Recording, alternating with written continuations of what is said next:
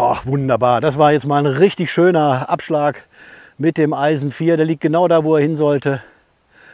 Toll. Also da freue ich mich dann natürlich logischerweise, wenn dann so ein Schlag mal so läuft wie der jetzt.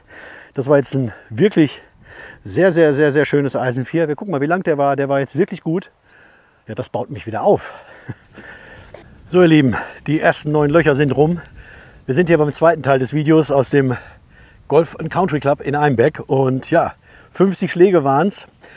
Ihr habt ja gesehen, ich war so ein bisschen verloren, weil das war ja so eine ganz hektische Geschichte nach dem Motto, komm, ich mache ein Video, ich fahre hier nach Einbeck.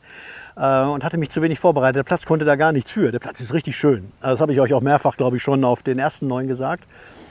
Und ja, ich habe die Halfway-Pause genutzt und habe mich mal so ein bisschen nochmal eingegroovt. Und frisch gestärkt geht es jetzt auf die zweiten 9. Und jetzt wollen wir mal schauen. Das ist jetzt hier ein Par 4, 274 Meter kurz, möchte ich fast sagen. Und es geht da hinten so runter. Also, die zweiten 10. Es kann nur besser werden. Ziel bleibt jetzt für mich, nachdem ich eigentlich 95, also unter 95 bleiben wollte, jetzt möchte ich gerne unter 100 bleiben. Drückt mir die Daumen.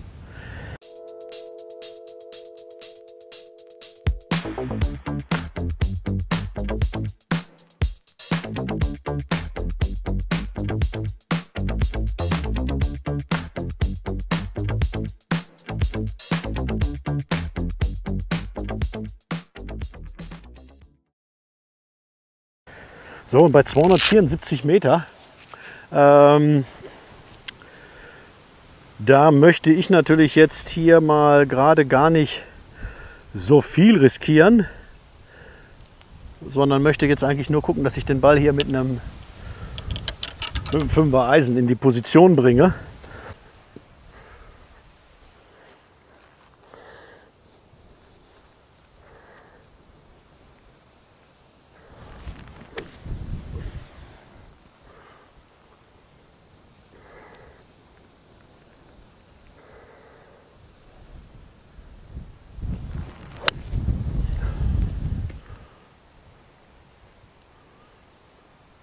Ja, der sollte da liegen, wo er hin soll. Das war, glaube ich, ganz ordentlich. Also die zweiten 9 sind gut gestartet. Das folgende Video wird euch präsentiert von golfaktiv.com. Golfaktiv.com, das ist das Online-Versandhaus für den Golfer und die Golferin. Schaut gerne mal rein. In dem Shop findet ihr alles, wirklich alles, was das Golferherz so begehrt. Vom Trolley hin zum Bag, über den Schläger, auch zur Kleidung und auch Liebhaber anderer Sportarten werden dort fündig werden. Golfaktiv.com.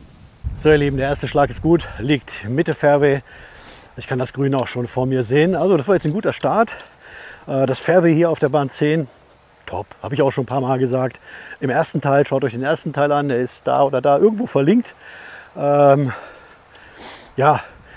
Platzzustand, wirklich, das ist schon echt gut. Also für den Golf Country Club, und das ist halt alles sehr offen. Ihr werdet das gleich sehen, wenn ich gleich am Ball angekommen bin.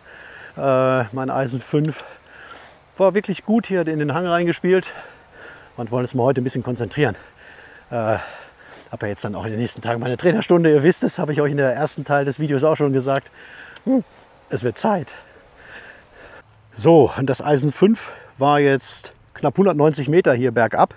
Wir haben jetzt noch 90 Meter knapp bis Grün Mitte. Ja, bergab, also wie gesagt, die 190 Euro, da kann ich mir jetzt natürlich nichts drauf einbilden, weil das geht hier wirklich so steil runter. Der ist jetzt bestimmt 20, 30 Meter den Hang runtergelaufen. Normal, ihr wisst, mein Eisen 5 ist so 160, 170 Meter lang. So, das heißt jetzt für mich, das ist jetzt ein Approach Wedge hier, also mein Gap Wedge. Das sind Maximum bis da runter, ja, so 80 Meter. Also das ist jetzt hier wirklich nur so ein lockerer Schwung. Ich werde auch, es ist ein Par 4. Ich versuche jetzt den Bunker aus dem Spiel zu lassen. Also Ziel ist jetzt, links am Bunker vorbei zu spielen oder vielleicht sogar knapp vors Grün, weil es bergab geht. Ihr seid live dabei, ob das gelingt. Nicht so wirklich. Aber oh, bleib liegen, bleib liegen. Läuft mir knapp hinten runter. Also das war jetzt so ein Schuss. Schlagfläche entsprechend zu, das wollte ich auch, aber das Schlägerblatt am Ende dann doch zu sehr zugehabt im Verhältnis zur Schwungbahn. Nicht schlimm, weil jetzt nichts passiert. Der ist nur ganz minimal rausgelaufen, den werde ich gleich zurückchippen können. Ob es zum Paar reicht, wir schauen. Ich denke, ihr seht die Situation jetzt hier ganz gut. Ich habe euch die Kamera mal so hingestellt, dass ihr das seitlich sehen könnt. Jetzt kommt wieder mein Chipper zum Einsatz. Das sind 37 Grad Luft. Gefühlt ist das wie mein Eisen 9. Also das ist halt auch 37 Loft laut Callaway. Das ist ja die Apex DCB Serie. Und von daher, ich kenne die Specs meiner Schläger. Ich kann sie vielleicht nicht 100% bedienen, aber ich weiß zumindest, wie sie technisch sind. Also, hier geht es mir jetzt darum, ich möchte den Ball, das hängt so ein ganz bisschen rein, leicht links von der Fahne spielen und kurz hinrollen lassen.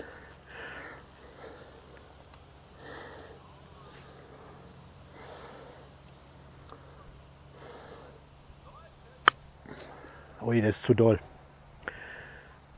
Ja, nicht schlimm, ist grundsätzlich nichts passiert, also alles okay. Das war jetzt der dritte, also wir haben auf jeden Fall immer noch eine Paar-Chance oder vielleicht eine Bogey-Chance. Ja, generell ist hier nichts passiert. Mein Rückpart ist aber jetzt bestimmt 3 Meter lang. Das habe ich natürlich nicht gewollt, aber gut. Wie ihr wisst, Golf ist kein Wunschkonzert. Wenn ich das Bogey spiele, das wäre ja auch, wenn ihr die ersten 9 Loch gesehen habt, mein Standardergebnis. Bis auf die 2 Ausrutscher.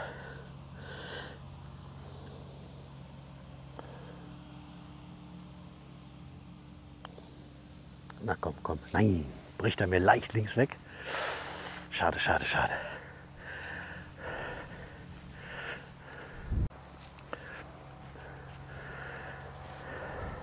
So, zum Bogey musste er jetzt rein. Das sind vielleicht noch so 40 cm, würde ich mal so ungefähr schätzen. Naja. Obwohl ich im Moment, meine Puttqualitäten sind ja eher so ein bisschen eingeschränkt zurzeit. Aber der sollte dann schon hoffentlich gelingen.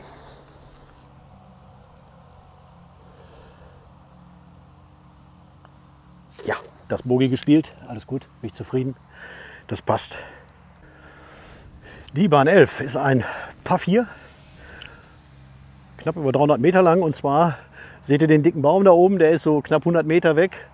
Das geht aber dann noch bestimmt 150 Meter weiter geradeaus da hoch und dann geht es rechts weg. Ist also ein Dogleg hier. Nachdem der Driver nicht so schön in letzter Zeit gelaufen ist, nehmen wir jetzt hier einfach mal das Eisen 4 und Sinn und Zweck der Übung ist jetzt, ich möchte den natürlich links an dem Baum vorbeispielen.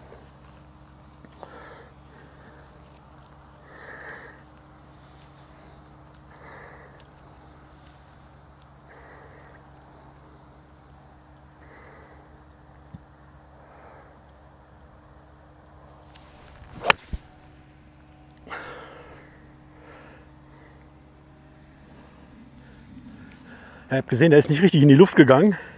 Trotzdem, der wird seine 150 Meter, wahrscheinlich 140 Meter in den Hang gemacht haben.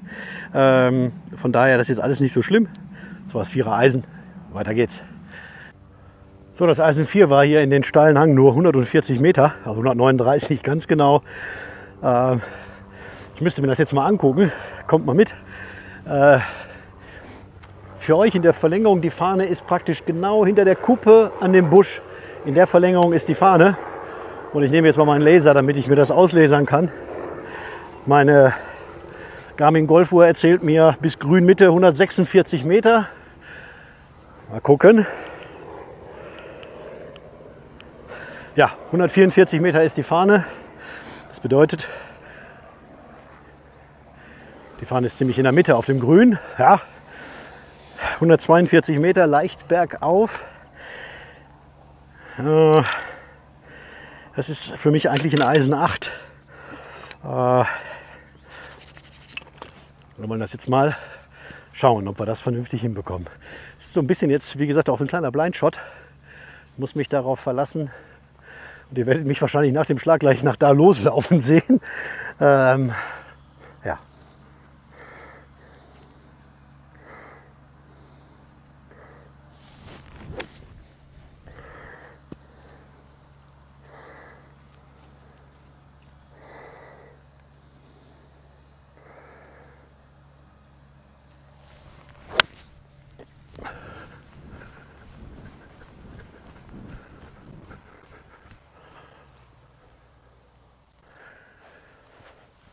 Ja, ich habe euch nicht zu viel versprochen. Ihr habt mich loslaufen sehen. Also der Ball ist auf der rechten Seite am Grün. Gar nicht so schlecht, glaube ich. Ja, das sind immer so Schläge, wenn man so praktisch die Fahne nicht sieht, wenn das alles so ein bisschen blind ist, so blinde Schläge. Das ist immer schwer. Und jetzt stand ich auch noch im Hang. Da ist der Ball natürlich logischerweise mit dem Hang nach da abgebogen, aber da ist so viel Platz rechts. Aber der ist schon so 15, 16 Meter rechts vom Grün. Ich glaube, ich sehe ihn da vorne auch schon leuchten. Ja, da ist er direkt am Schild, wo es dann zu T12 geht. Ja, gut, also das ist hier trotzdem ganz... Nein, nicht lügen, Sven, bleibt bei der Wahrheit. Das ist nicht gut gelungen. Es ist gut gegangen, das trifft es richtig. Aber das war jetzt halt dann doch ein Schlag. Ja. War Hooky, aber dafür bin ich ja dann bei meinem Trainer die Tage. Und das wird schon. Ansonsten ja, ist ja nicht viel passiert. Alles gut. So, ja, das war jetzt alles andere als ein guter Schlag am Ende des Tages. 122 Meter lang, der war völlig gekurvt. Müssen jetzt hier schauen, dass wir den Ball jetzt hier einfach nur aufs Grün kriegen mit dem dritten. Also das war jetzt, ja, muss ich wirklich sagen, das war schlecht gespielt.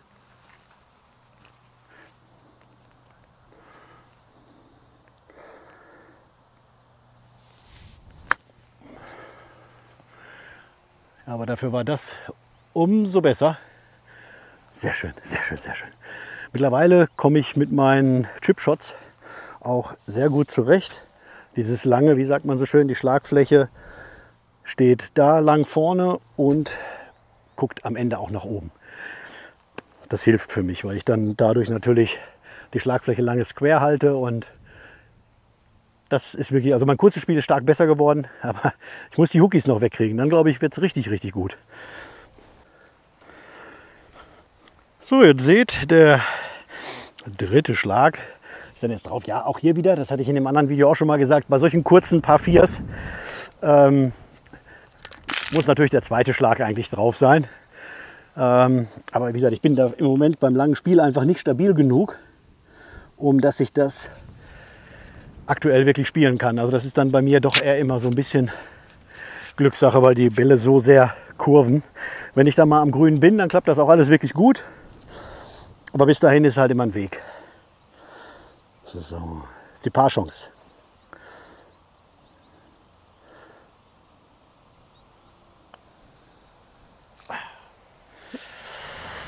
Ja, schade, schade.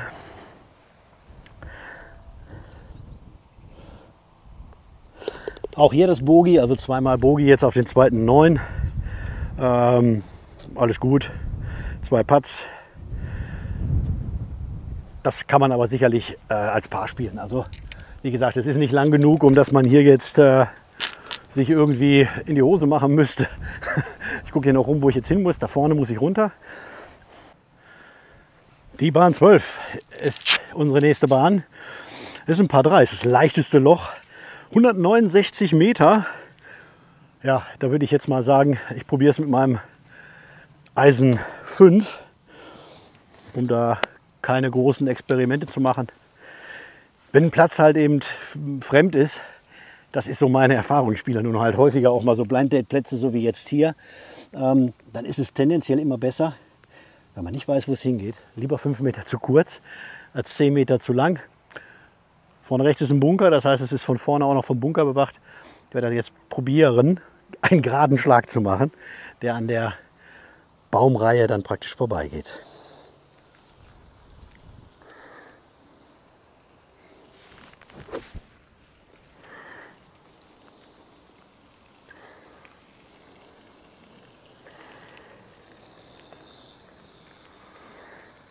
Nachdem der Fahrradfahrer vorbei ist und keiner mehr in Gefahr ist.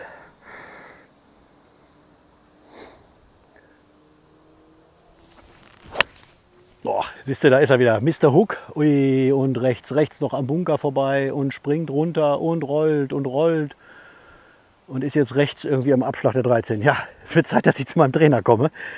Ganz, ganz schlimm. Aber das war jetzt wirklich ein ganz schlimmer Schlag. Ja, es waren dann in Summe trotzdem 169 Meter bis zu diesem Punkt, sagt die Uhr. Allerdings eine Abweichung von, keine Ahnung, gefühlt 20 Meter nach rechts, also vom Abschlagpunkt. Ja, schrecklich. So, jetzt müssen wir hier dann auch, es ist jetzt ein bisschen windig geworden, zwischen diesen beiden Bunkern durch, oben aufs Grün.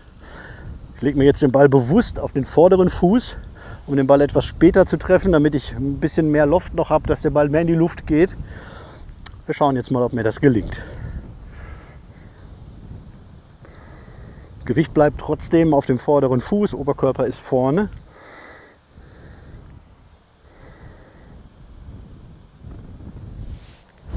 Es hat überhaupt nicht funktioniert, er ist aber trotzdem drauf.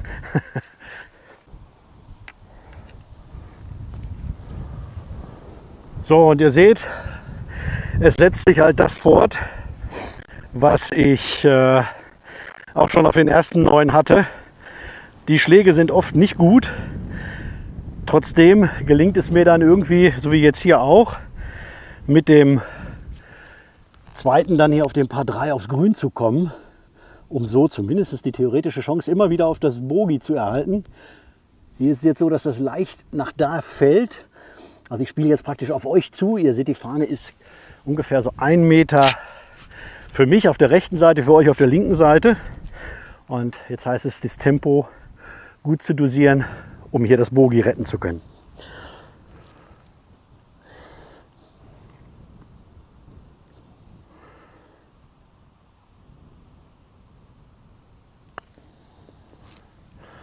Das sieht sehr, sehr gut aus. Das sieht so fantastisch aus. Oh, so viel. Schade, es war ein richtig guter Putt. Also, wir bleiben unserem Bogey hier treu. So ist es dann hier die 4. Ja, das ist, was soll ich sagen? Also, das ist dann das, was ich im Moment so spiele. Es ist wirklich immer wieder zwischendurch schlimm. Also der Abschlag war jetzt hier furchtbar. Ja, das ist ein kleiner Pitch gewesen hier hoch. Der war dann viel zu lang. Das war bestimmt 10, 12 Meter der Putt. Und dann bleibt dann so ein Stück vorm Loch liegen. Aber damit bin ich ja total einverstanden. Längenkontrolle hat gepasst, Richtung, das Break gelesen. Es war alles gut. Und so wird es halt das Bogey. Also mehr will ich eigentlich auch gar nicht spielen. Ich bin trotzdem total unzufrieden, weil das halt eben furchtbar ist. Ich habe jetzt mehr oder weniger den Abschlag, gleich die 13 schlägt praktisch da ab. Ich habe jetzt zwischen dem Abschlag Gelb und Rot auf der 13 gelegen. Und das kann ja nicht der Anspruch sein, dass man seine Abschläge irgendwo hinspielt und dann sich immer wieder irgendwie mit Recovery-Shots dann irgendwie halbwegs rettet, um einen Bogey zu spielen. Ich möchte gar nicht wissen, was für ein grundsätzliches Potenzial ich vielleicht hätte, wenn ich den gerade ausspielen kann. Also, mein lieber Pro, wir müssen das hinkriegen. So, die Bahn Nummer 13. Das sind 308 Meter. Es geht ganz leicht also zwischen die Bäume durch nach rechts weg. Ja, und irgendwo dann da vorne ist auch ein Bunker. Aber der ist so weit weg, glaube ich. Der ist mal gerade noch nicht im Spiel. Ich bleibe aber dabei. Ich nehme heute jetzt mal in der jetzigen Phase weiterhin nur Eisen und ich nehme jetzt das Eisen 4 und möchte den jetzt nur in Position bringen. So, und dann soll es jetzt auch losgehen. So, da hinten, wo jetzt der Bus fährt. Ich glaube, ihr habt den Bus gerade noch da hinten so gesehen, vielleicht in der Kamera. Da soll der Ball jetzt hin in die Richtung. Also hier müsste mir jetzt mein Hook helfen auf dieser Bahn, denn tendenziell müsste der ja jetzt so leicht sich drehen. Also ich kann jetzt hier eigentlich meine aktuell leider gewohnte Kurve spielen. Aber Ziel ist es, geradeaus zu spielen, natürlich, logischerweise.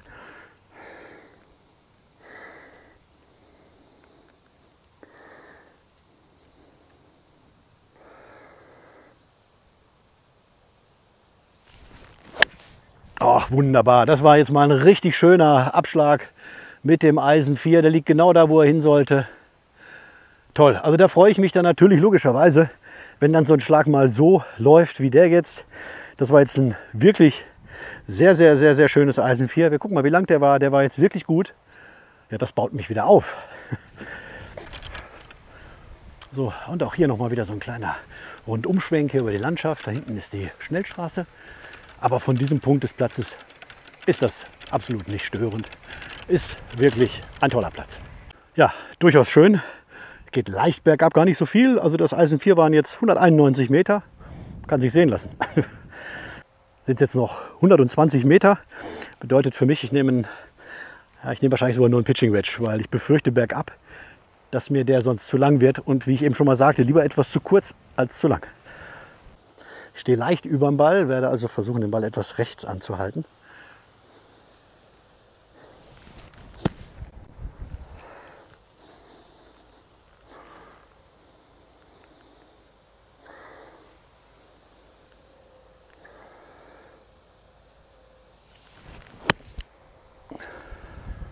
Das sieht gut aus, das sieht gut aus. Ein Ducken zu kurz. Ja, ist ganz minimal zu kurz, ist aber nicht schlimm. Wie gesagt, lieber bin ich etwas zu kurz, als dass er mir zu lang ist. Von daher ist alles gut. So, hier war dann jetzt das Eisen 9 natürlich etwas kurz. Ich habe es ja auch bewusst mehr oder weniger nur einen halben Schwung gemacht. 97 Meter sind es dann jetzt gewesen. Das ist ja völlig in Ordnung. Und ja, jetzt ist es natürlich nur das Ziel, den Ball mit dem Chipper in Position zu bringen. Und so, die Fahne steht ziemlich am Ende des Grüns und es ist kurz davor ist noch mal eine Welle. Ich weiß nicht, ob das für euch in der Kamera sichtbar ist. Das ist ein bisschen fies, tatsächlich jetzt. Also eine schwere Fahnenposition hier heute. Aber es macht uns ja auch Spaß.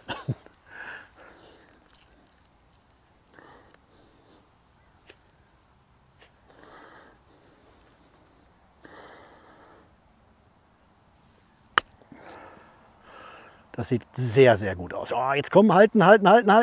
Ja, schön. Also hier haben wir jetzt, das sind wahrscheinlich noch so 1 Meter, aber tatsächlich eine Paarchance. Wir gucken mal. Ja, gut, jetzt hier, wo ich hier stehe, es ist doch knapp über 1 Meter, 1,20 Meter vielleicht. Ist aber trotzdem, wie soll ich sagen, sehr gut gelungener Schlag. Und bin damit völlig einverstanden. Haben jetzt zumindest die Paarchance. Also dazu meckern wäre vermessen. Also das ist jetzt ein Loch. Das ist so gelaufen, wie ich es mir grundsätzlich auch vorgestellt habe und wie ich es euch auch ins Mikrofon erzählt habe. Vorher schon, vor den Schlägen.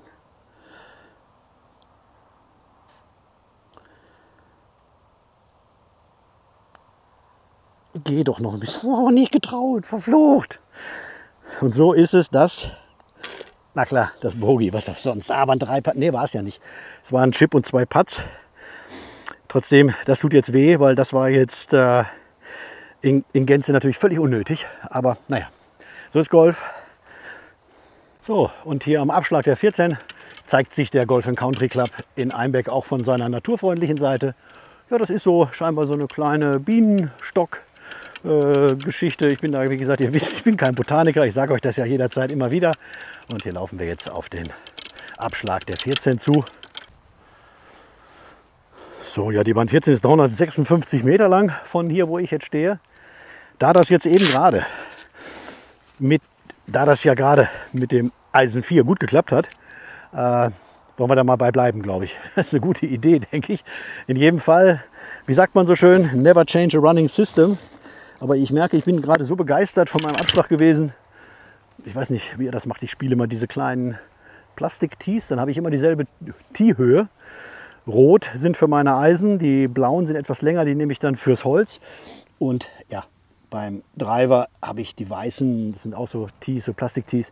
Die haben immer so alle Zentimeter eine Riffelung. Da habe ich dann auch das Gefühl dafür,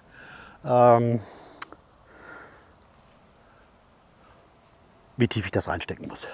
So, jetzt brauchen wir wieder einen geraden Abschlag, so wie das eben war. Das war richtig, wie ich mir das wünsche. Jawohl, komm ein bisschen rein. Oh, super. Oh, es ist ein Traum, ich bin so begeistert. Ihr könnt euch das nicht vorstellen. Ich weiß nicht, also für jemanden, der immer geradeaus schlägt, der sagt ja, Mensch, Sven, das ist ja toll, du schlägst den Ball geradeaus, das ist ja ein Traum. Ich schlage aber leider halt viel zu viele Bälle in der Kurve. Und wenn jetzt 2 Abschläge hintereinander mit dem Eisen 4 so super funktionieren, dann bin ich einfach glücklich. Ja, ich glaube, ihr seht das auch, was ich sehe. Das ist hier wahrscheinlich das, was man ein Risk-and-Reward-Loch nennt. Also Mut wird belohnt. Wir haben hier ein Wasserhindernis, was praktisch bis rund sich so vor das Grün wegschlängelt. Ich könnte hier natürlich einfach auch an der rechten Passage entlang spielen. Das sind aber nur, wir wollen das mal gerade schauen, also mein Abschlag war jetzt hier 177 Meter mit dem Eisen 4 und es sind 149 Meter bis zur Fahne, 140 Meter bis Grünanfang. Das ist für mich ein ganz normales Eisen 7. Und ja, da es hier jetzt nicht um den PGA-Tour-Titel 2023 geht, sondern ich hier im Golf Country Cup in Einbeck, den ich hier an dieser Stelle noch mal gerne lobe, wirklich, es ist toll. Kleines Gimmick. Ihr kennt mich mit der Höhe des Fairways und jetzt hier könnt ihr das gut sehen. Die Schlagfläche sinkt gerade mal so ein, dass das erste, vielleicht zweite Groove vom Rasen bedeckt wird. Der Rest ist frei. Das würde jetzt bedeuten, wenn ich wie zuletzt mein Holz nehme, dass der halbe Schlägerkopf noch frei sichtbar ist und man einen guten Ballkontakt erzeugen kann. Das ist hier tatsächlich wirklich absolut vorbildlich. Ein Lob an die Greenkeeper hier. Der Platz ist, was die Fairways angeht, auch die Grünqualität, wirklich top.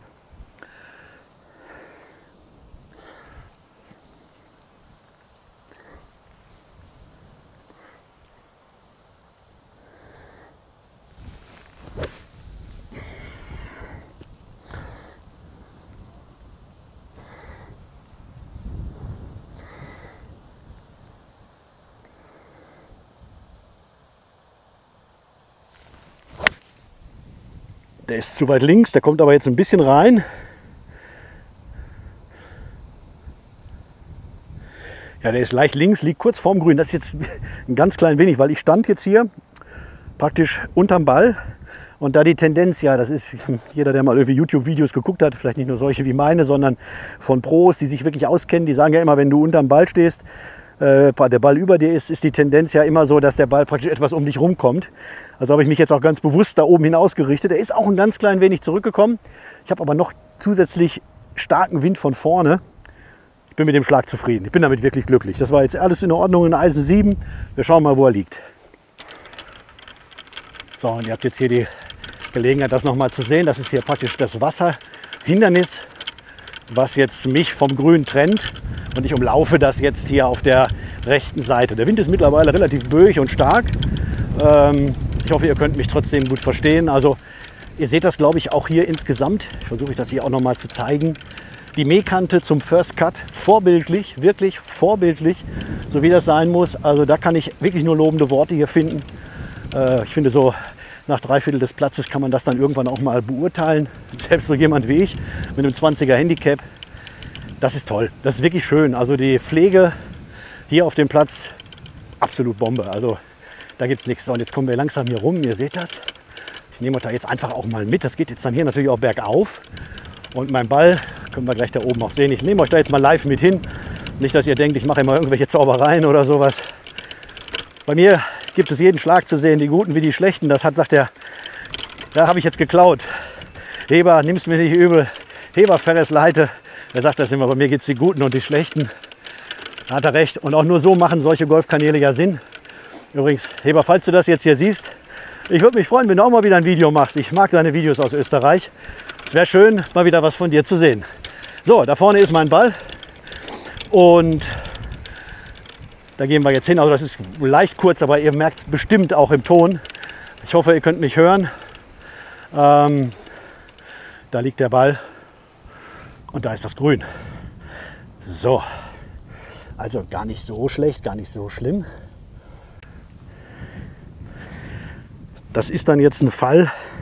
Der war jetzt auch wirklich, der Wind kommt doch hier oben stark von vorne. Das ist jetzt auch nur 130 Meter mit dem Eisen 7 gewesen. 133 ganz genau. Ich werde das jetzt hier mit dem Sandwich 56 Grad machen. Beim Chipper habe ich Angst, dass er mir nach hinten wegläuft zu sehr. Ich spiele den auch oben an, weil das Grün ist auch stufig so ein bisschen. Also ich werde den versuchen, oben anzuspielen.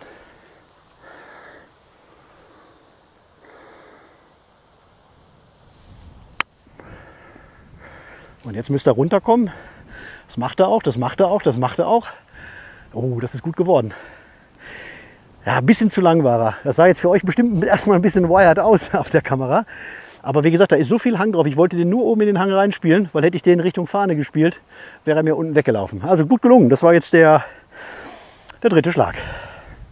Ich zeige euch das jetzt mal. Ihr könnt das hier vielleicht ganz gut sehen. Ich gehe jetzt mal mit euch hier so in die Verlängerung von da, wo wir gerade geschlagen haben. Und jetzt geht es hier ganz steil runter.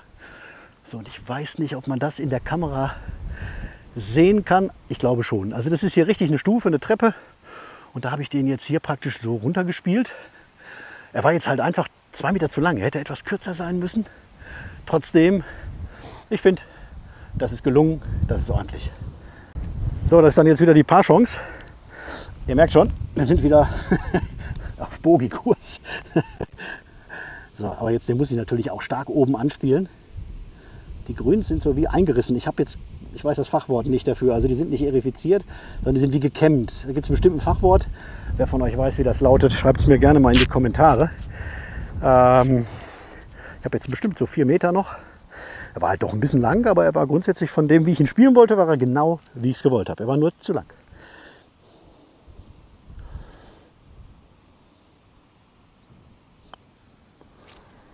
Oh, schade, schade, schade, schade, schade. Er war nicht schlecht, ein bisschen lang. Jetzt müssen wir natürlich schon wieder ein bisschen zaubern hier. Das ist jetzt gar nicht so einfach von hier. Das ist jetzt der Schlag zum Bogie. Ja, das heißt, jetzt Konzentration.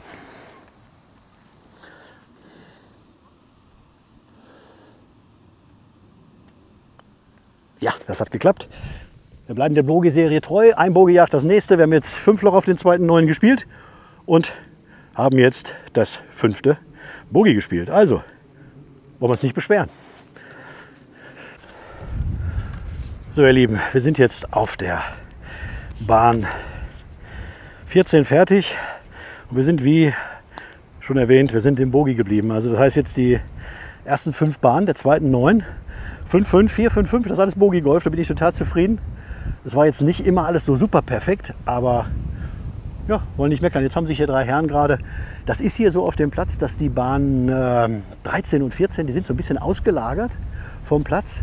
Und das habe ich eben schon gesehen, davor hat auch jemand abgekürzt. Die hören dann irgendwie nach der 12, gehen die dann direkt auf die 15.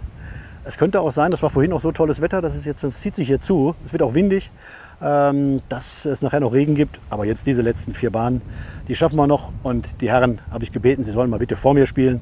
Weil sonst habe ich die ganze Zeit hinter mir. Das macht denen keinen Spaß und mir auch nicht. Also ich habe immer keine Hektik auf dem Platz. Und so jetzt hinter mir ist niemand. Ich bin jetzt hier auf der Bahn 13 ist niemand und auf der 14 ist niemand. Und ich muss die Herren nicht drängen. Also ich bin ja immer sehr dankbar, wenn ich auf anderen Plätzen spielen darf. Und wenn man mich so herzlich empfängt, wie das hier die Dame im Sekretariat, Frau Sönken, glaube ich, ist ihr Name. An dieser Stelle, Frau Sönken, ganz, ganz lieb. Sie haben mich wirklich ganz toll betreut hier. Und dafür auch nochmal an dieser Stelle ein ganz herzliches Dankeschön. Ich freue mich immer, wenn ich Plätze spiele und mir im Sekretariat nicht böse Blicke entgegenkommen, sondern auch, das ist ja schön, dass Sie das filmen, das ist ja toll, freuen wir uns. Ja, hoffentlich haben Sie viel Spaß. Und ihr wisst, ich berichte immer ehrlich und offen. Auf den ersten 9 war ich so, wie sagt man, in Englisch würde man sagen, ich war a little lost. Ich war so ein bisschen verloren hier, weil ich nicht so richtig wusste, wo es hinging. Aber wie gesagt, ich habe mich dann in der Zeit jetzt so ein bisschen reingefuchst, habe mir das Birdie Book geholt auf meinem zweiten Handy und konnte dann dadurch, sage ich jetzt mal, auch mich besser orientieren. Und jetzt auf den zweiten 9, das war ja meine Schusseligkeit auf den ersten 9. Im anderen Video werdet ihr mich oft gehört haben, wie gesagt habe, ich weiß gar nicht, wo ich hin soll, das ist ja schwierig. Der Platz kann da ja gar nichts für. Das ist ja immer, der Fabian Bünker sagt das, übrigens schätze ich ihn sehr, ehemaliger deutscher Nationalspieler. Golf in Leicht ist der Podcast, empfehle ich jedem von euch. Der erzählt wirklich viele gute Dinge, wirklich sehr gute Dinge. Und ich höre mir den auch an und gucke mir den auf YouTube auch an. Fabian, auch da, jetzt eben habe ich schon Heber gegrüßt. Ich grüße euch jetzt hier mal alle so ein bisschen. Ich habe gerade Zeit und ich hoffe, das ist euch nicht zu lang, sonst müsst ihr eine Minute vorspulen. Wie gesagt, Fabian Bünker ist auch so ein Kanal, den ich gerne gucke. Ich habe euch ja gesagt, bei der letzten Golfrunde auf einem anderen Platz, ich werde euch immer mal so ein bisschen jetzt daran teilhaben lassen, was guckt ein YouTuber. Ich wollte eigentlich ein eigenes Video drüber drehen, aber ich glaube, das ist für euch puppellangweilig, was ich mir alles angucke, wenn ich euch das eine Dreiviertelstunde einfach so runterbete im Büro. Ich mache das einfach immer mal auf dem Platz. Und wie gesagt, der Fabian Bünker als ehemaliger Nationalspieler und Coach, der bietet so ein Online-Coaching an, könnt ihr euch gerne mal angucken. Nein, ich werde davon nicht gesponsert, ich bekomme da nichts für, dass ich das jetzt hier sage. Ich gebe euch das nur einfach so mit. Ich bezahle auch meine Green Fees überall, also wenn ich welche bezahlen muss, ist alles fein. Also ich mache das alles unabhängig und einfach, weil Golf ist der geilste Sport der Welt. Und mir macht das einfach einen riesen Spaß und ja, wenn es dann natürlich auch noch so läuft wie jetzt, bin ich natürlich besonders happy und freue mich ganz besonders. Und wenn die Menschen hier auf den Plätzen alle so lieb und so nett sind, so wie jetzt auch diese 3 Herren, ich zeige sie euch natürlich aus personendatenschutzrechtlichen Gründen nicht. Die sind jetzt auch schon weg, ich habe sie vorgelassen. Ich habe da immer gar keinen Stress mit. Also wie gesagt, ich filme auf so einem Platz. Ich bin ja dadurch, habe ich auch einen anderen Rhythmus als normale Spieler. Ich sage immer, ich bin so schnell ungefähr wie ein langsamer Zweierflight oder ein sehr schneller Dreierflight. Und diese 3 Herren jetzt vor mir tun mir nicht weh. Und die waren total lieb. Ich wünsche euch, falls ihr euch das jetzt hier anguckt, falls ihr in irgendeiner Form darauf hingewiesen worden seid, nochmal im Clubhaus vielleicht, oder ich habe euch ja gerade auch gesagt, wie mein Golfkanal heißt auf YouTube. Dankeschön. Es war sehr schön, euch getroffen zu haben, mit euch kurz geschnackt zu haben. Und jetzt gehen wir zum Abschlag der 15. Weiter geht's. Ja, die nächste Bahn könnte auch die Wand genannt werden. Also da hinten seht ihr, Bäume. Das ist so die Richtung, wo ich hin muss. Und die Bahn geht aber fast im rechten Winkel nach links weg. Ich zeige euch das jetzt hier mal auf dieser Anzeige, die ihr hier auch, wie ihr es überall kennt, auf jedem Platz hier natürlich auch haben. Ja, es fehlen leider ein bisschen die Markierungen hier auf den Boards. Das wäre, wenn ich was zu meckern hätte, würde ich sagen, dass die Anzeigetafeln an den Löchern alle so ein bisschen wenig Informationen drauf. Also wo sind die Bunker, wie weit ist der nächste Bunker, wo ist ein Hindernis, dass das noch mit Metern angegeben ist. Aber das ist jetzt wieder meckern hier so. Ja, alles gut. Also wie gesagt, der Platz, ihr könnt das auch im Hintergrund sehen. Das ist da, ich glaube, das ist das Grün von der 11 oder der 12. Ne, ich glaube, das ist die 11. Auf jeden Fall, das ist schon alles gut. Alles schön. So, ich nehme jetzt hier natürlich das Eisen 4, das hat die ganze Zeit gut funktioniert. Und warum sollte ich etwas ändern, was bisher immer gut funktioniert hat? Von daher machen wir das natürlich auch weiter. Also jetzt die zweiten 9 bisher völlig ohne Driver und entsprechend auch wenn manche Bälle krumm waren, bis jetzt sind wir irgendwie immer spielbar geblieben und das möchte ich jetzt hier auch schaffen. Sinn und Zweck der Übung ist jetzt irgendwie da oben in diese kleinere Gruppe da oben in die Richtung zu spielen.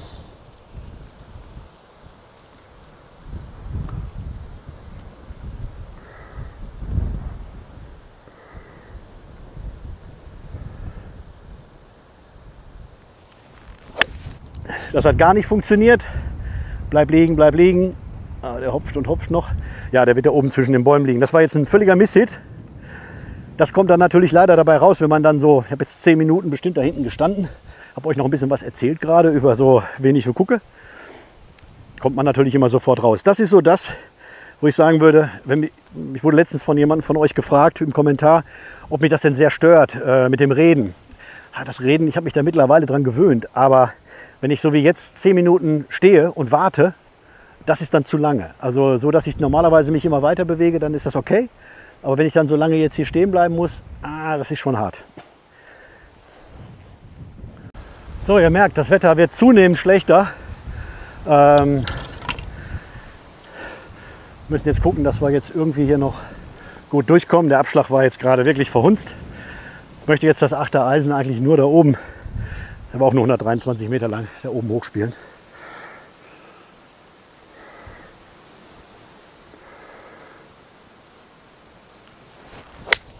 Ja, perfekt. Ja, das war super. Der hat jetzt wirklich, das war ein guter Schuss. 8er Eisen. Aber mal gucken, der liegt jetzt, glaube ich, auch da oben gut. So, diejenigen unter euch, die diesen Platz hier kennen, die werden wahrscheinlich eben schon, als ich den Schlag machte, gedacht haben, was erzählt der immer von dieser Baumgruppe? Das ist doch Quatsch. Da muss der rechts dran vorbei. Ja, jetzt weiß ich das auch. Ich bin viel zu kurz gewesen. Ich hätte, anstatt dass ich jetzt hier liege, hätte ich da hinten lang spielen müssen. Also ich muss jetzt einen Recovery-Shot spielen. Das heißt, dieses Loch ist jetzt natürlich für mich schon schwierig. Nun gut. Ja, das passiert. Aber das ist ja meine Schusseligkeit. Wie sage ich immer, der Platz kann nichts dafür.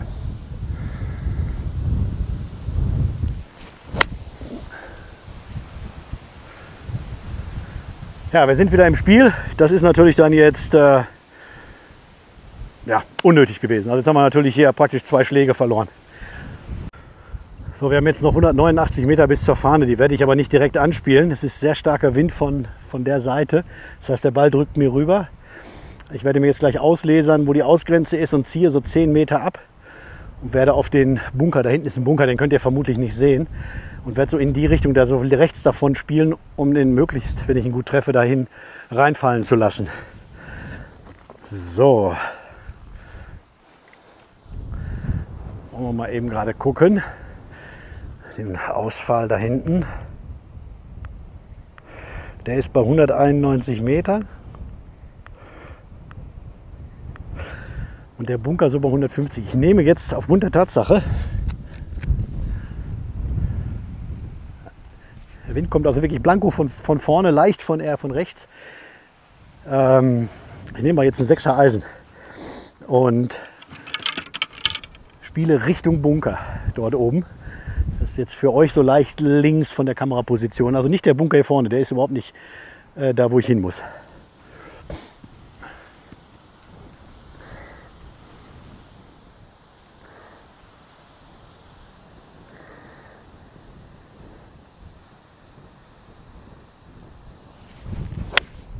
Ja, genau das wollte ich. Das war jetzt genau der Schlag, den ich machen wollte. Ja, und der liegt... Ja, ich bin ein sehr guter Golfer. Ich sage euch das ja immer wieder. Also mal eben so Anspieler aus 160 Meter zum Grün sind für einen Spieler mit meiner Qualität natürlich problemlos.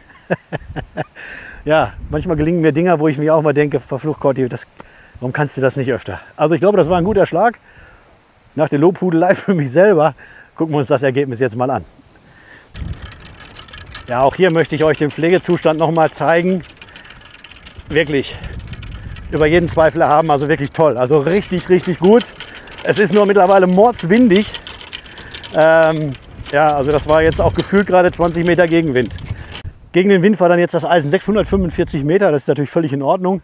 Bin ich natürlich mega zufrieden. Ihr seht, die Balllage ist ganz leicht im First Cut auf der linken Seite des Fairways. Und mit dem Schlag bin ich natürlich mega zufrieden. Also das war jetzt richtig toll gespielt für mich. Ein super Ballkontakt auch. Und jetzt geht es darum, den 5. Schlag hier hochzubringen auf diesem Par 5. Also wenn uns jetzt hier eine gute Annäherung gelingt, ist das Bogey sogar noch möglich. Realistisch ist aber das Doppelbogey und nachdem ich da falsch abgebogen bin, ja, ist das dann auch definitiv noch ein super Ergebnis.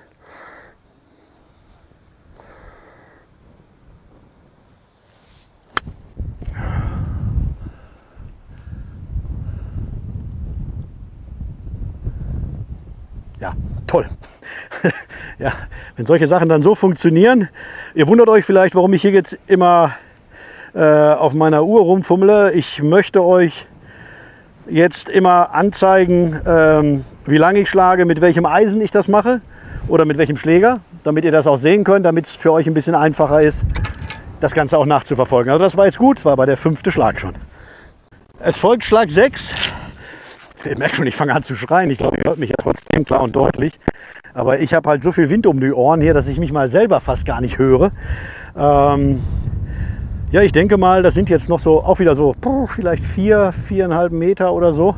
War jetzt aber aus der Position da hinten gegen den Hang gespielt hier. Das Grün steigt an. Bin ich damit zufrieden? Konzentration gilt jetzt hier.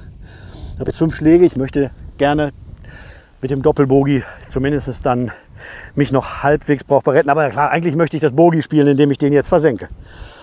Aber eigentlich schon wieder. Ich will gar nicht eigentlich sagen.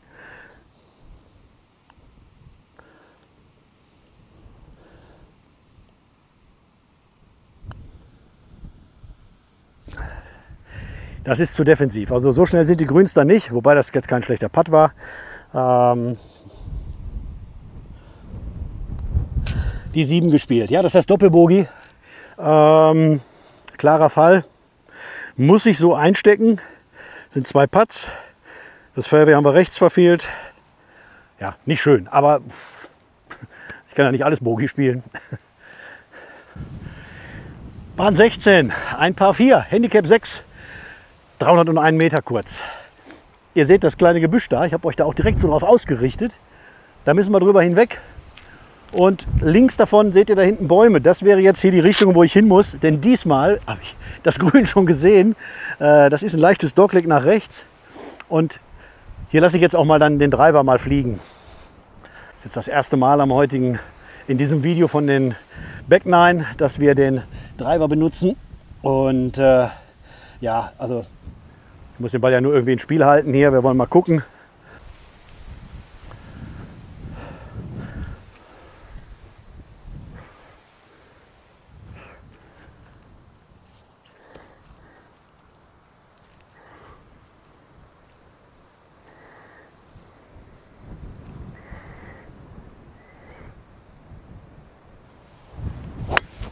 Ja, der war gut.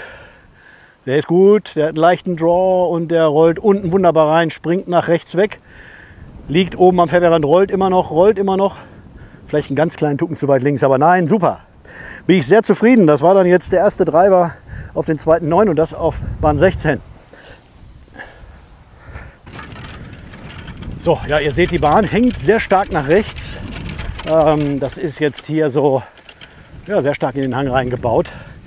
Und da ganz hinten am Ende seht ihr so eine Baumgruppe. Und da, wo ich jetzt mittig hinzeige, da unten liegt der Ball. Es war schon ein schöner Hieb.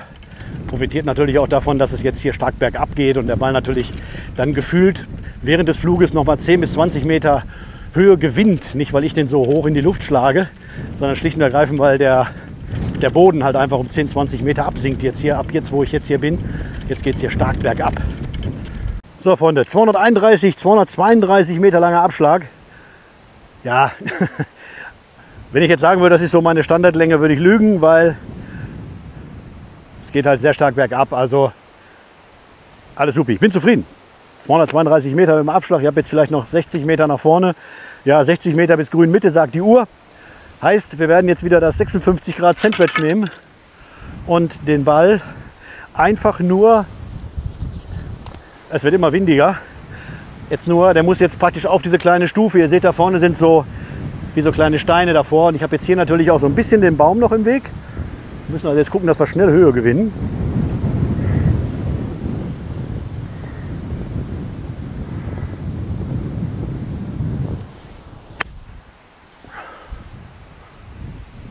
Ja, perfekt. Oh, zu lang. Aber der liegt noch. Aber jetzt haben wir natürlich einen Herkules-Shot. Wir müssen jetzt die Welle runter. Oh. Ja, jetzt habe ich es hier mir natürlich echt schwer gemacht. Ihr seht das, wie extrem das runtergeht. Also das ist jetzt hier eine Aufgabe für die Besten der Besten. Also der muss jetzt wirklich nur in die Welle und der darf nur ganz, also ich weiß gar nicht, wie ich den zum Halten kriegen soll. Aber wir probieren es.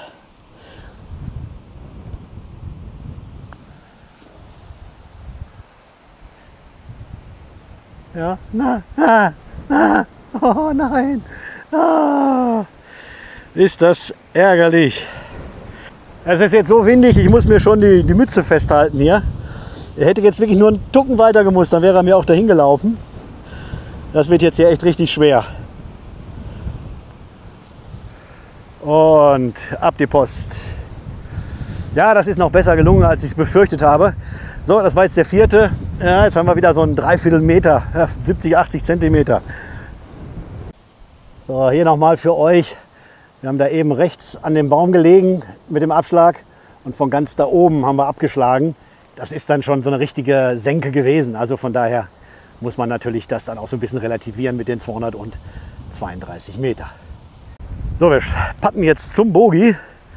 Ja, das hätte ich mir natürlich einfacher haben können. Also das war jetzt einfach schlecht gespielt da aus der Position. Der Drive war so schön. Jetzt müssen wir gucken, dass der reingeht. Das war nicht.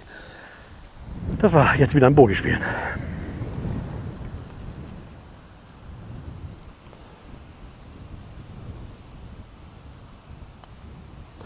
Souverän und sicher die 5. Ja, aber das wäre jetzt ja eigentlich ein easy Par gewesen, wenn ich den hier auf dem unteren Tableau irgendwo oder sogar zu kurz gelassen hätte. Hauptsache über diese kleine Steinmauer. Hätte Fahrradkette. So, wir sind jetzt auf Bahn 17. Bahn 17 ist 259 Meter bis zur Fahne. Das schlängelt sich so ein bisschen. Ihr seht da hinten auf der rechten Seite einen Bunker. Ich nehme jetzt hier wieder, oh Wunder, mein 4er Eisen, weil der Schläger hat bisher für mich gut funktioniert und darum nehmen wir den auch jetzt wieder. Also da hinten seht ihr so einen etwas kugeligeren Baum, da so in Richtung Bunker sollte der Ball jetzt gehen. Das wäre eine gute Geschichte.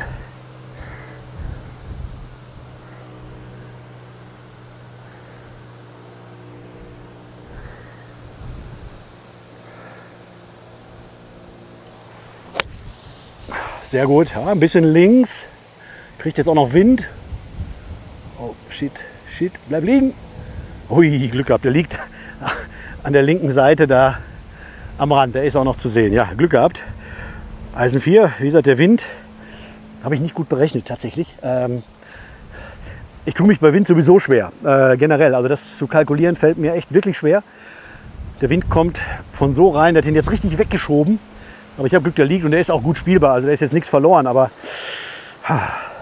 so, Bahn 17 schlägt dann hier oben ab, praktisch im Rücken des Golfstübal. Das ist hier die Clubgastronomie, die ich euch, wie ihr das kennt von mir, am Ende natürlich auch noch zeige.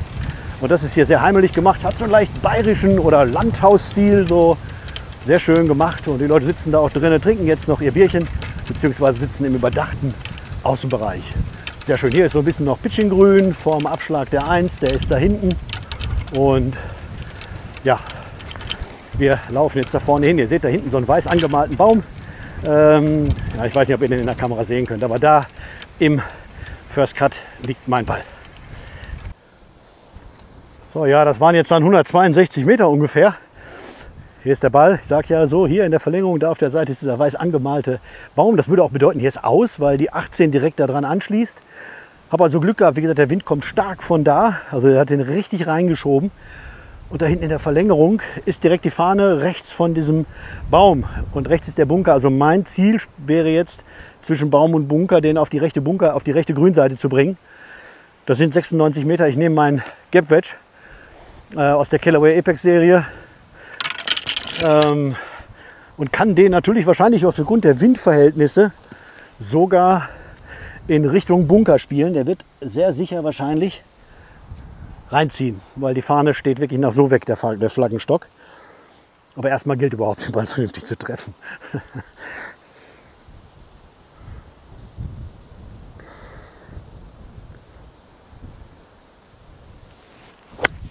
Oi, das war ganz schlimm. Der ist so schlecht, dass er rechts vom Bunker ist. Ja, es war jetzt hier so tiefes Gras. Da hat sich dann, das kennt ihr auch, ihr wisst ja, ich erzähle euch immer so ein bisschen, was so passiert, wenn ich was mache. Wenn der dann in diesem tiefen Gras kommt, dann wickelt sich das um die Schlagfläche und dann kippt die Schlagfläche zu. Und dann passiert genau das, was mir jetzt passiert ist. Die Schlagfläche dreht sich beim Kontakt um das Gras rum, schließt sich und dann geht der Ball für mich als Linkshänder nach rechts. Aber da ist jetzt nichts verloren. Das ist grundsätzlich nicht so schlimm. Ich kann jetzt den dritten wieder zurückspielen. Wir machen das schon die ganze Zeit so. So, der Schlag war jetzt trotz allem, dass er so weit nach rechts gekurvt war, der war dann jetzt trotzdem 88 Meter lang. Bedeutet für mich, das war jetzt gar kein schlechter Schlag. So, der war nur halt einfach aus der Richtung. Also die Länge hat trotzdem gestimmt. Aber gut, jetzt geht es darum, den Ball safe aufs Grün zu bringen. Über den kleinen Bunker hier früh aufsetzen lassen und hinrollen lassen.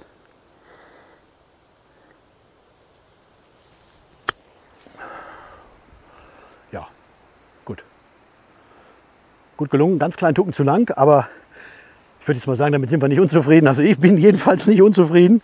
Das war jetzt völlig in Ordnung. Habe jetzt hier 92 Meter gehabt bei dem Schlag von da hinten bis hier hin und jetzt mit dem 56 Grad Wedge den Ball aufs Grün gespielt. Also wir haben jetzt eine Paar-Chance und na klar, ihr wisst schon, was jetzt kommt. Hey, das Bogey, das ist drin. So, das ist jetzt hier praktisch mein Schlag zum Paar.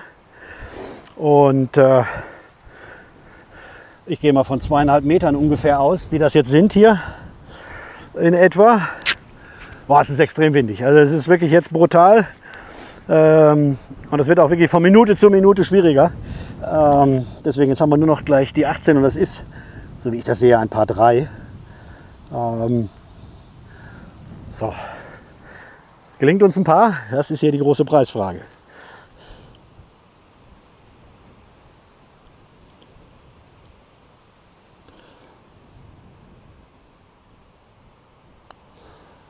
Komm rum!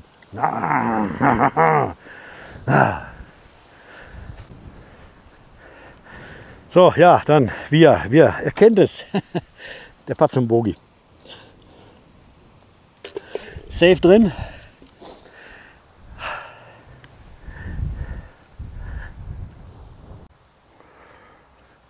Die Bahn 18, 192 Meter. Ich habe mein Eisen 3 mal in der Hand. Das sind wie gesagt 192 Meter. Da der Wind von da kommt, spiele ich den Ball natürlich logischerweise etwas links an, beziehungsweise ist das mein Ziel.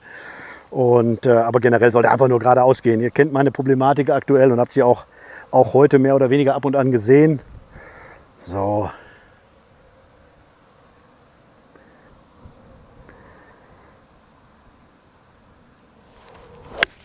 Und der ist so links.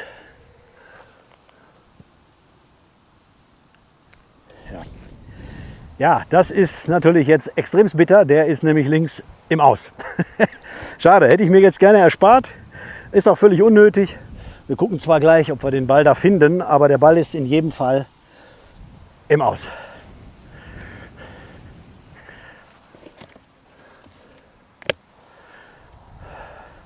Und der zweite Ball ist dann zur Unterscheidung auch für euch jetzt ein Ball in der klassischen Golfballfarbe weiß.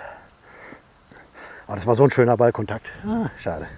Aber ich habe da auch hingestanden. Ich hätte nicht gedacht, dass der so straight bleibt.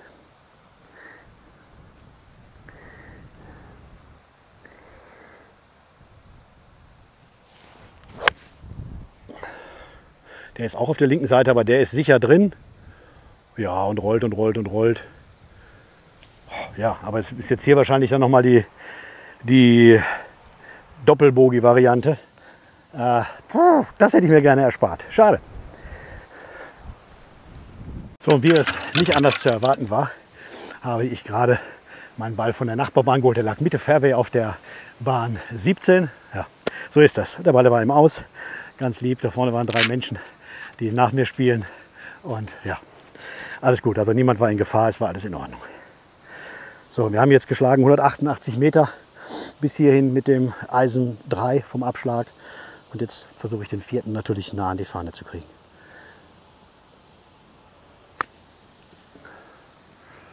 Das ist gut, das ist sehr gut, das ist super gut. Ja, ein Tucken lang, aber wenn wir jetzt Glück haben, spielen wir noch die 5. Damit wäre ich natürlich jetzt mit dem Strafschlag noch sehr einverstanden.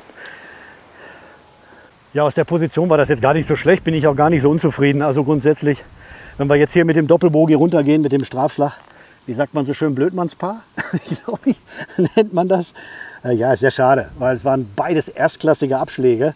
Die waren fast 190 Meter beide lang, also der erste war sogar 190. Das ist dann auch so meine Länge, wenn ich das Eisen 3 voll treffe und vom Tee, wenn der dann richtig sauber ist, dann bin ich schon in der Lage, solche Längen da rauszukloppen. Nur was nutzt es, wenn er 20 Meter links auf der Nachbarbahn liegt. So, Konzentration. Ich möchte natürlich gerne jetzt hier meine Karre bewegt sich da fröhlich vor sich hin. Jetzt bleibt sie wieder stehen.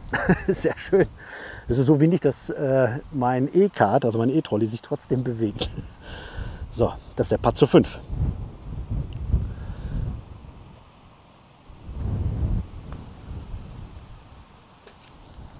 Stark. Da bin ich jetzt natürlich wirklich happy, dass ich mit Strafschlag hier noch die 5 gespielt habe.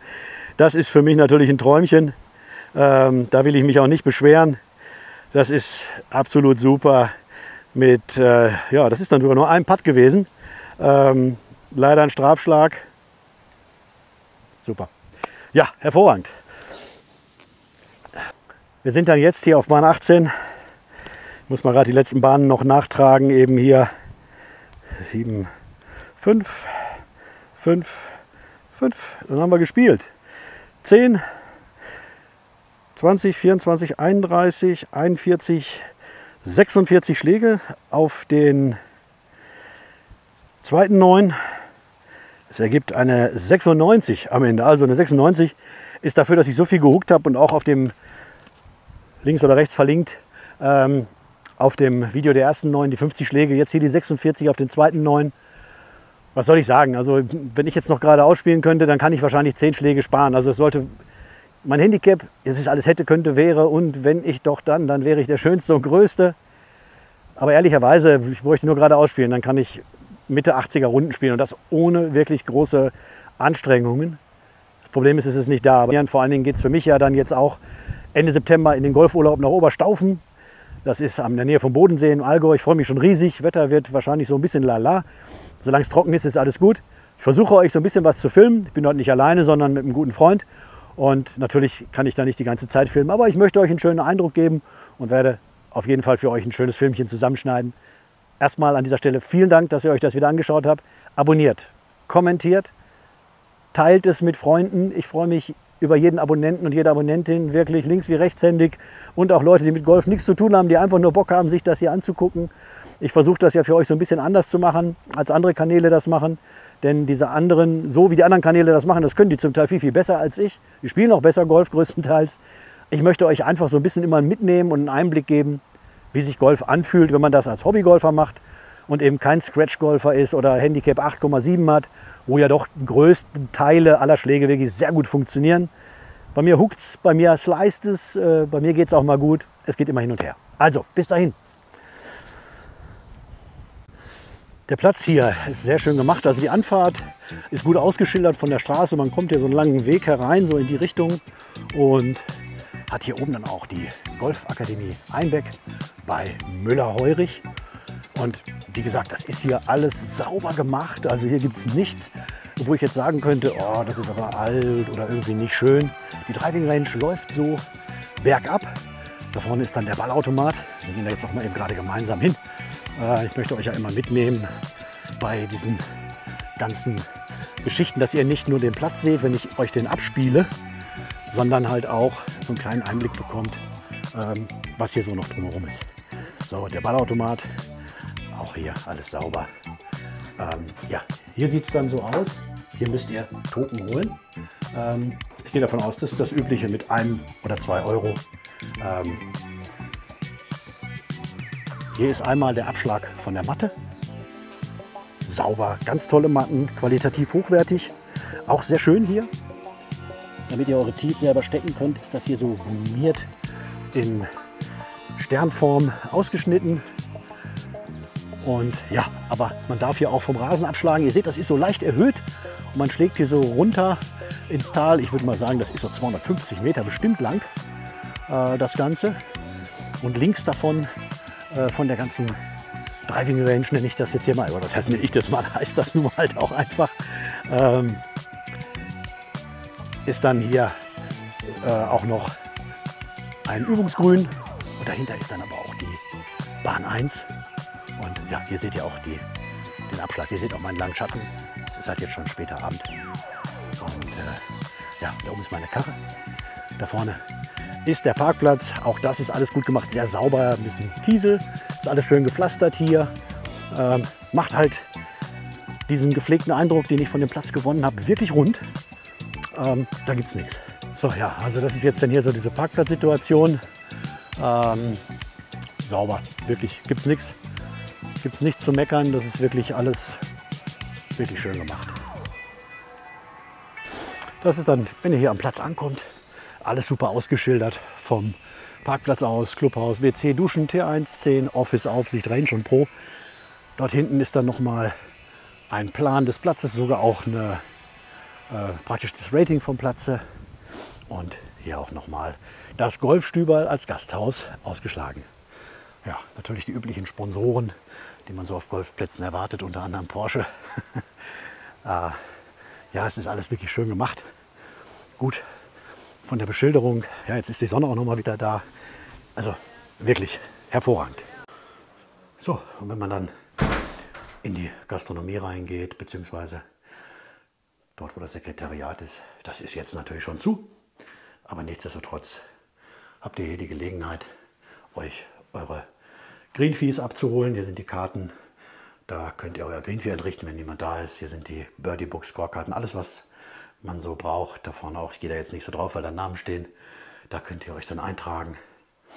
Wir haben dann hier die Umkleiden. Dort vorne geht es dahin, wo die Golferinnen hingehen, die Damen. Da kann ich natürlich logischerweise nicht hingehen, aber da kann ich rein. Das ist für die Golfer, die Herrenumkleide und Dusche. Und auch das, muss ich sagen, hier sauber, schön gemacht. Gibt es nichts. Alles ganz toll. Scheint auch frisch gemacht zu sein. Handtücher sind normalerweise auch da. Das hat man mir im Sekretariat extra noch gesagt. Also auch hier erstklassig. Wirklich. Macht einen guten Gesamteindruck. Kann man wirklich absolut nicht sagen. Das Braustübel, das Clubhaus kann ich euch jetzt hier leider nicht weiter zeigen, weil das ist zu. Ich gehe da jetzt einfach mal eben gerade hin. Ich glaube aber, die Tür ist wahrscheinlich abgeschlossen. Ja, die ist zu. So, also